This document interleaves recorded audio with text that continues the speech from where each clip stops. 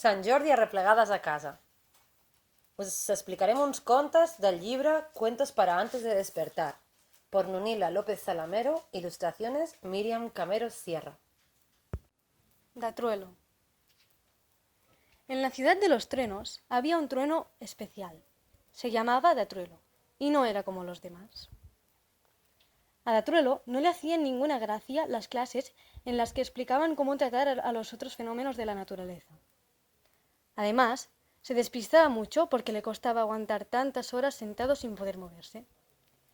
En cuanto se ponía a llover, salía a jugar. A Datruelo le encantaba bailar con la lluvia. Pero los demás truenos, cuando llueve, se ponen a gritarle a la lluvia. ¡Datruelo! ¿Qué haces bailando con la lluvia? A la lluvia le gritas que es tonta y se cae. Pero si la lluvia no es tonta, ella canta y yo bailo.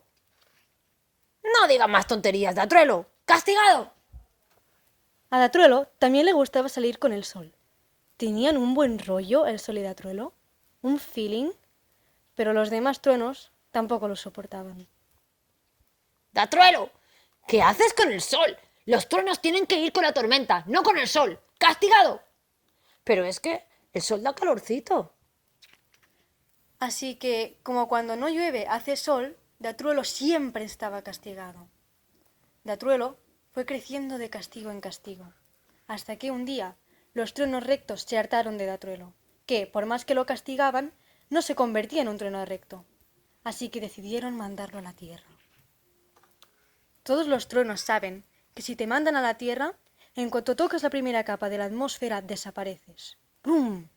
Datruelo sabía que si cambiaba y dejaba de jugar con el sol y bailar con la lluvia, le perdonarían. Pero él se sentía muy orgulloso de ser así. Antes muerto que recto. Así que los truenos cogieron a Datruelo y con toda su fuerza bruta lo lanzaron a la tierra.